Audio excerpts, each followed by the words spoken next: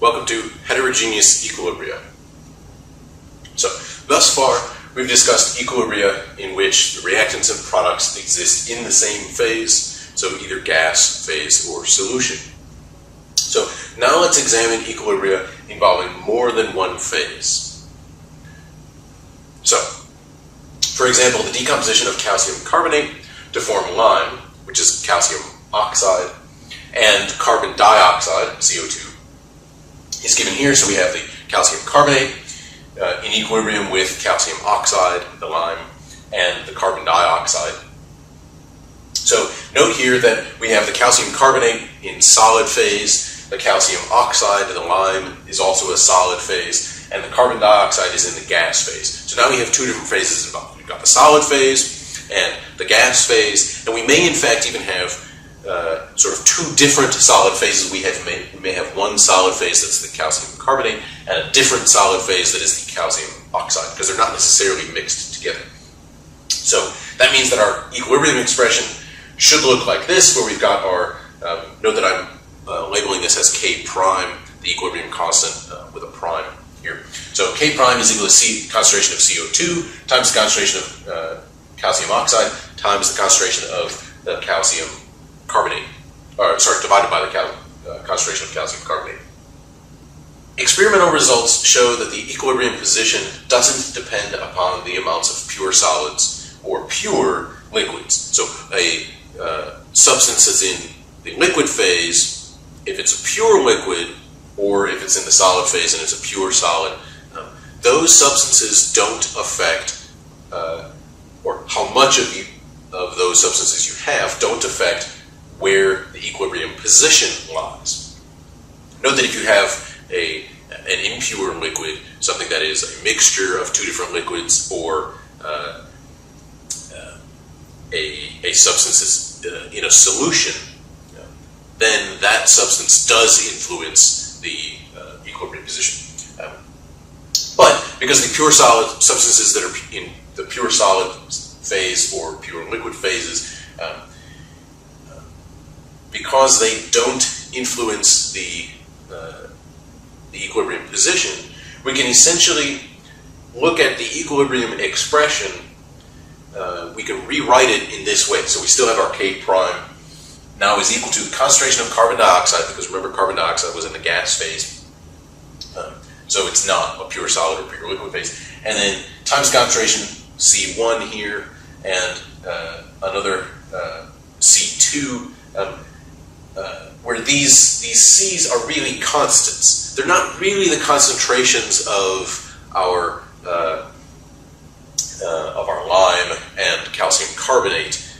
They're really constants. They've got some value, but what that is doesn't change as the reaction proceeds. So again, they sort of represent the concentrations, but they're not changing over time. Now the reason for that is because if you look at within the solid or liquid phase of a pure substance, the concentration within that phase isn't changing. So if we were to look at, say, a reaction involving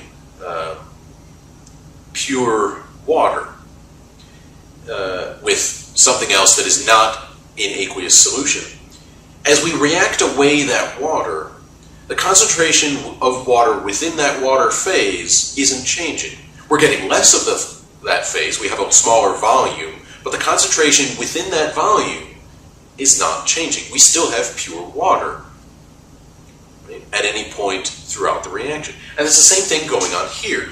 With our lime and with our calcium carbonate, the calcium carbonate is pure, the lime is pure, so the concentration within that phase is not changing. We're getting less of that phase. The volume and the mass of that phase is decreasing as the reaction proceeds in the case of the calcium carbonate, or it's increasing in the case of the lime, but the concentration within that phase isn't changing. And so that's why these values are left as constants. Now, note that the carbon dioxide in the gas phase, even if that's pure carbon dioxide, if there are no other gases around, that concentration is not remaining the same. Because even though the carbon dioxide may still remain pure, the number of moles per liter is changing, because as we produce more carbon dioxide through the reaction, the volume of the container is going to remain constant, but now the number of moles of carbon dioxide is increasing. And remember that solids and liquids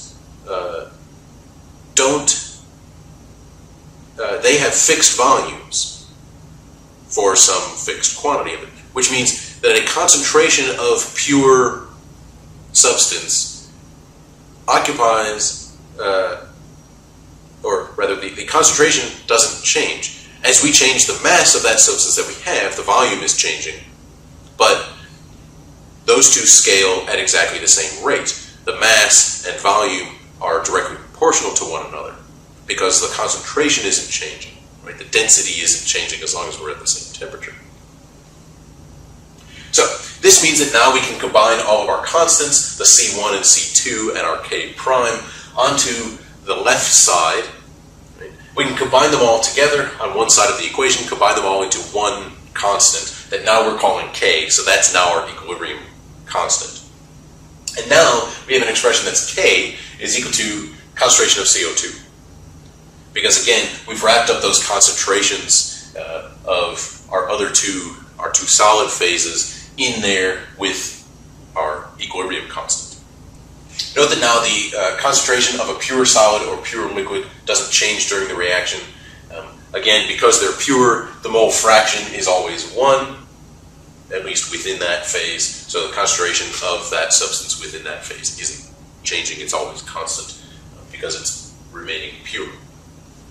So note, however, that the concentration of a gas or a substance in solution will change during the reaction as we react away or produce that substance. So this means that when we're writing the equilibrium expression, then we leave out the concentration of a pure liquid or a pure solid. That is effectively what's going on here. So if you have a gas phase, or a substance in the gas phase, you need to include the concentration of that substance in the equilibrium expression. If you have a substance that's in a solution phase or a mixture of, say, liquids, that substance you need to include in the equilibrium expression.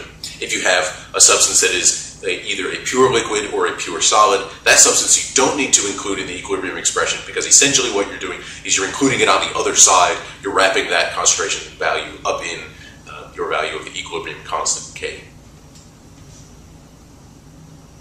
So another example, the equilibrium expression for the decomposition of liquid water into gaseous hydrogen and oxygen looks something like this. So we have two water molecules. Note that that's in the liquid phase, are in equilibrium with two hydrogen gas molecules and one oxygen gas molecule.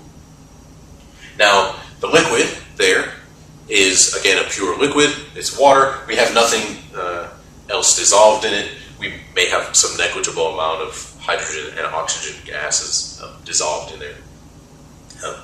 But that means that the concentration of water is always going to be the same. It's always going to be, it will always have a mole fraction of 1 or really close to it if we have some of these guys dissolved in there. And that means that now our equilibrium expression is K is equal to concentration of our products, so the H2 squared times the concentration of O2. And now we divide by the concentration of our reactants. Well, our reactant, the only one that we have, is a pure liquid, so we're essentially dividing by 1 here, so I haven't written it. And note that this top one is really K sub C, the equilibrium constant in terms of concentrations. We could write that instead in terms of pressures, so the Kp. So the equilibrium constant is equal to the partial pressure of hydrogen gas squared times the partial pressure of oxygen gas. But the equilibrium expression for the decomposition of gaseous water, so note now that I've changed from liquid water to gaseous water. So the decomposition of gaseous water into gaseous hydrogen and oxygen. So really the only thing that's different here from the last slide is that instead of being in the liquid state, now we're in the gas phase. Now the liquid water, or now the water is not in the liquid phase, it's no longer a pure liquid. Now it's going to be in the gas phase, which means that now over time the concentration of our water is going to decrease. assuming that we're starting from the left side. So now we need to include water in the concentration of water in our Kc value in our equilibrium expression.